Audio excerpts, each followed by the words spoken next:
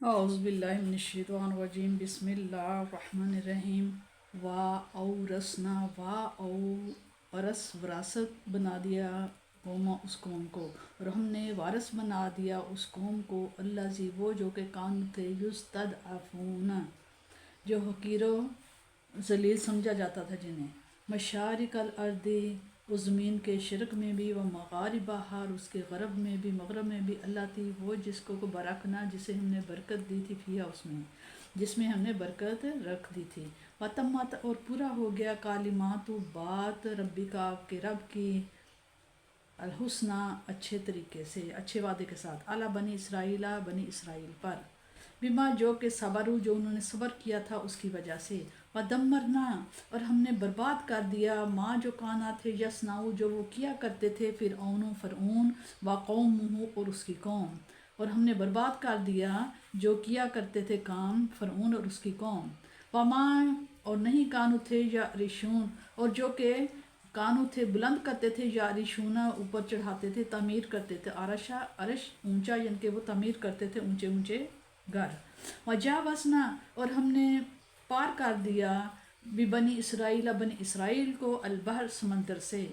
فآتو تو گزرے علی قوم ایک قوم پر، ایسی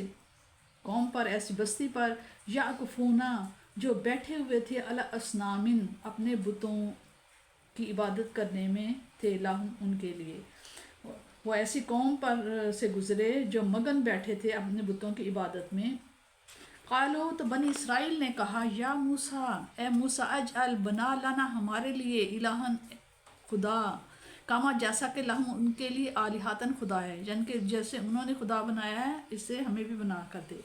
قالا تو موسیٰ نے فرمایا انکم بے شک تم ہو قوم تجہلون بے شک تم نا سمجھ لوگ ہو، تمہیں نہیں اصل بات کیا، ان بے شک ہاؤلائی بے شک یہ وہ لوگ ہیں متبررن ما ہم فیہ بے شک یہ وہ لوگ ہیں جس کام میں لگے ہیں، متبرن تباہ ہو کر رہیں گے فیہا اس کام کی وجہ سے، وہ باطل اور یہ باطل ہے، ما کانوا یعملون جو وہ کچھ کیا کرتے تھے، جو کام کرتے تھے یہ سب باطل ہے، غلط ہے،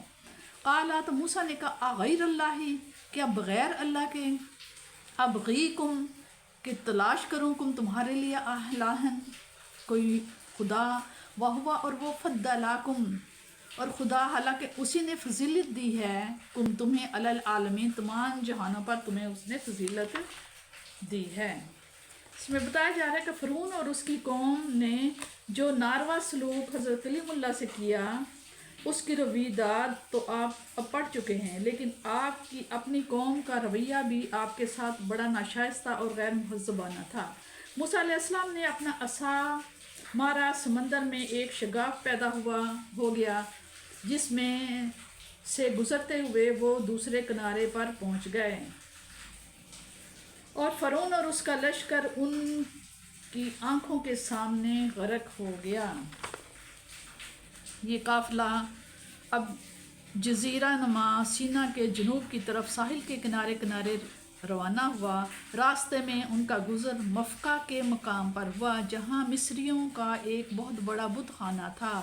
جن کے آثار اب بھی جزیرہ نما کے جنوب مغربی علاقہ میں پائے جاتے ہیں۔ اس کے قریب ایک اور مقام بھی تھا جہاں قدیم زمانہ سے سامی قوموں کی چاند دیوی کا بت تھا، غالباً انہیں مقامات میں سے کسی کے پاس سے گزرتے ہوئے بنی اسرائیل کو ایک مصنوعی خدا کی ضرورت محسوس ہوئی۔ وہ قوم جن پر ان کا گزر ہوا وہ لخم تھی جو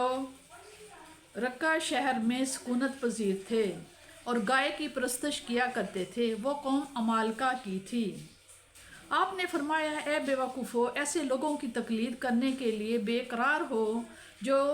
عنقریب ہلاک و برباد ہونے والے ہیں، اور وہ باطل جو انہوں نے اختیار کر رکھا ہے اس کی بے سر و پائی بھی ظاہر ہونے والی ہے۔ اپنے مسلک کی بڑی زوردار دلیل پیش فرمائی کہ میں اپنے خالق حقیقی کے سوا کسی غیر کی عبادت نہیں کرتا، فرمایا کہ انسان اشرف المخلوقات ہے اور جو فضیلت اور شرف اس کو بخشا گیا ہے وہ کائنات کی کسی بڑی سے بڑی چیز کو بھی نہیں دیا گیا، تو پھر اس سے بڑھ کر اور نادانی کیا ہو سکتی ہے کہ انسان اشرف المخلوقات ہوتے ہوئے اللہ تعالیٰ وحدہ لا شریک کو چھوڑ کر کسی اور شے کو اپنا معبود بنا لے جو مرتبہ میں اس سے کہیں حقیر اور کم تر ہے۔